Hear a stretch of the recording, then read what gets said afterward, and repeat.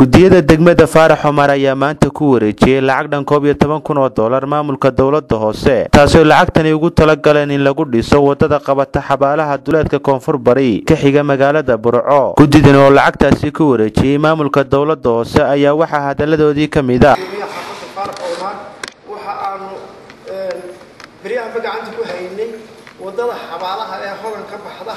wadadaas oo ilaa 2 kiiloomitir iyo badh dhererkeeda lagu qiyaasay wadadaas oo imika meel wanaagsan hawsheedu loo marayso dawladda hoosena xiriir aan ka leenahay sidii iyaduna wixii aanu anagu aanu soo warnay wixii kale iyada ay ku dari lahayd marka waxa aanu dadweynaha sharafta leh ee khayrka jecel ee reer Burco waxa aanu ka codsanaynaa wadadaas oo iminka hawsheedu meel fiican ay marayso inay nagala qayb galaan inay sidii ragii horeba uga qayb galay inta hadhayna ay uga qayb galaan marka meel la marin la waayo taasi waxay inagu waajibinaysaa meel aynu meydka la maro inaynu samaysano annagu waa ka hawlgalay aad iyo aadna waa uga hawlgalay waxaanay hawshan u taalaa waa reer Burco ama galbeed ha joogo ama bari ha joogo ama meel kastaba ha joogo waa wadadii meydka weeye maaha wax dan gaara waa dan guud oo ummadda u taala waa dhibaato taala oo aynu doonayno inaynu dhibaatada wax ka qabanno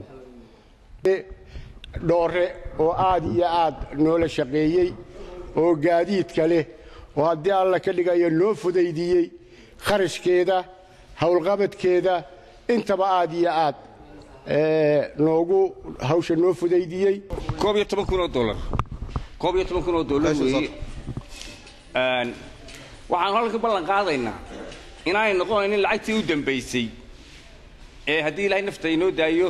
aan mar dambana waxaan kaga qayb gali doono. lacagtan ayaa waxa uu maayarka magaalada Burco isna ku sii wareejiyay maamulka dhismaha wadadaasi u xil saaray lacagtaas oo $12,000 3,000 tigu bixiyeen waad naga haysaa 14,000 baad naga haysaa wixii ku dhimanna waa bixineen. Maxamed Saciid Gaxnug TV-ga madaxa bannaan ee Bulsho TV magaalada Burco.